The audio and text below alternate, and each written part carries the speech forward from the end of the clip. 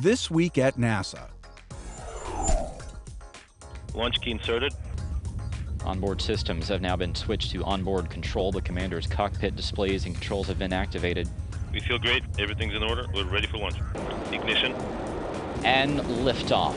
Following their launch from the Baikonur Cosmodrome, NASA flight engineer Chris Cassidy and his Expedition 3536 crewmates, Soyuz commander Pavel Vinogradov, and Russian flight engineer Alexander Mazurkin are now safely aboard the International Space Station.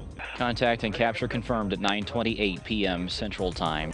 The trio was welcomed by ISS Commander Chris Hadfield, Tom Marshburn of NASA, and Roman Romanenko of the Russian Federal Space Agency. The three newcomers begin a 6-month residence of the world's only laboratory in microgravity.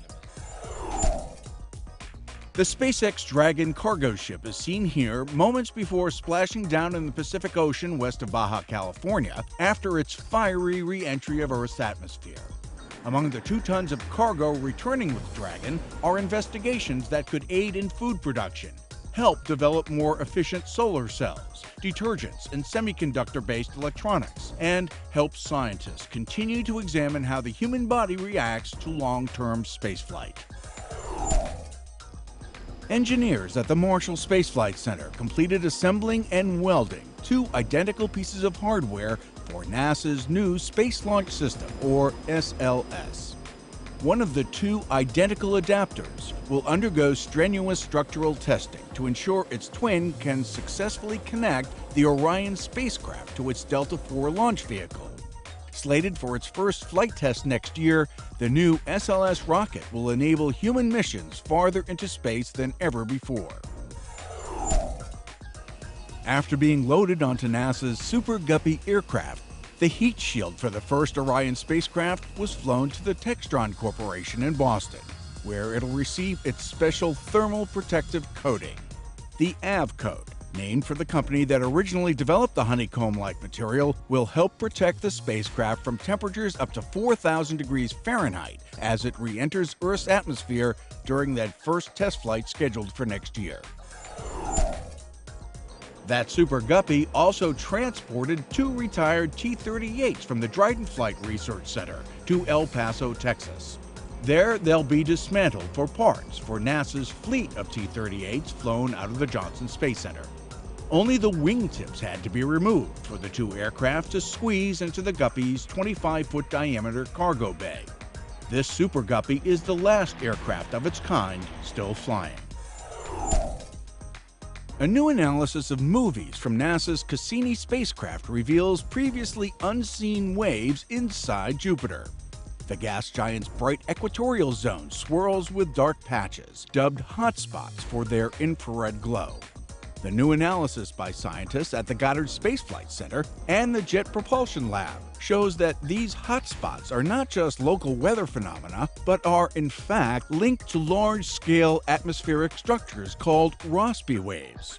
Here on Earth, Rossby waves can affect the paths of the jet streams and lead to dramatic day-to-day changes in weather.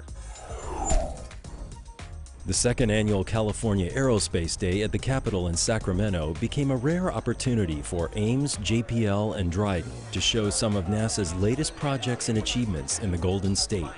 Presentations included the evolution of Mars rovers, featuring a mock-up of the Curiosity rover currently making discoveries on Mars. A version of Ames's Chemin, or Chemical and Mineralogy instrument operating on Curiosity, was demonstrated by team members who were available to answer questions about laboratory science on Mars. There was also information about upcoming NASA missions such as LADEE, which will study the thin atmosphere around the Moon, and IRIS, which will study the shifting temperature of heat that radiates from within the Sun. Maryland Congressman Steny Hoyer held a town hall question and answer session with employees at the Goddard Space Flight Center. Hoyer, who represents the center's district, thanked the men and women of Goddard for their contributions to the scientific community, advancing our understanding of the Earth, the solar system, and beyond. You continue to enrich the life of our nation and indeed advance the cause of human understanding of the universe and our place in it. I want to thank all of you for all you do all the time. Sí hemos estado en el espacio. La NASA es una organización NASA held its first ever Google Plus Hangout in Espanol.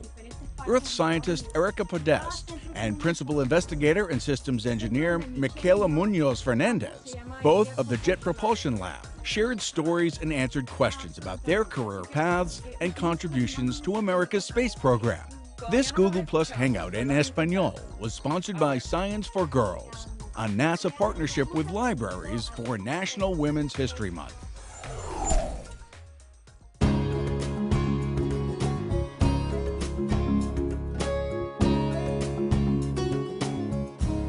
I am very proud to be a part of the work that's being done here at Dragon with all the different flight research, as well as the role that I feel like meteorology plays in all of it. My name is Francesca Hudis, and I'm a meteorologist at NASA Dragon. We forecast for specifically not only the type of aircraft, but exactly where they're going to be flying. We give them what we call a pinpoint forecast. We cover projects from X-48, which is a small UAV. Then we get things as large as the 747, the SOFIA project, which flies all the way up to Northern California, across the Pacific, halfway to Hawaii and back within 8 or 9 hours, which requires looking at if they're going to encounter any clouds or turbulence and things of that nature, as well as the conditions when they get back. We do a lot of work with the F-18s and the F-15s as well, a lot of the supersonics projects. Being a pilot myself has definitely given me a better understanding of what the pilots are looking for. What I really like about being at Dryden is that every day is different and every project is different, and we not only get to do the operational side of meteorology, but we also get to do some of the research side and the data analysis and things like that.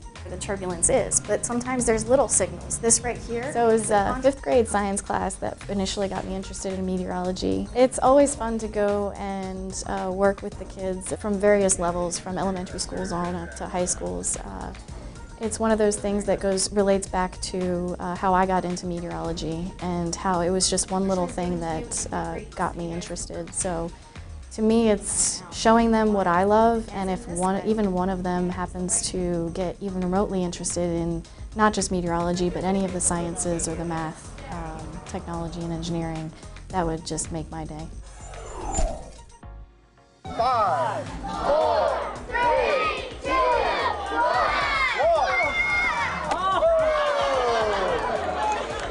A flock of animated birds has descended on the Kennedy Space Center Visitor Complex in Florida. The grand opening celebration on March 22nd welcomed the new Angry Birds space encounter amid excitement and fanfare. NASA astronaut Don Pettit, who helped launch Angry Birds Space while aboard the International Space Station, introduced the new attraction and its 6 interactive stations designed to inspire children to explore science, technology, engineering, and math. This is what hands-on learning is all about. A group of 4th and 5th graders from Hampton, Virginia came to a movie entertainment complex for a class in geometry and Newton's laws of motion. It all started with a bowling demonstration. An iPad beamed the action from the lanes into a nearby theater, where education specialists from NASA's Langley Research Center presented lessons to the students and an audience on the web. We model all of the forces that are acting on the vehicle in a computer, and then we fly it in the computer, and we see if we can land safely or not. And we do that literally millions of times. These are the kinds of lessons that stick in a kid's head, including one rocking a haircut made famous by a NASA Mars engineer. Before I bowl, I'm gonna think of all the equations in my head, see what would be the best places.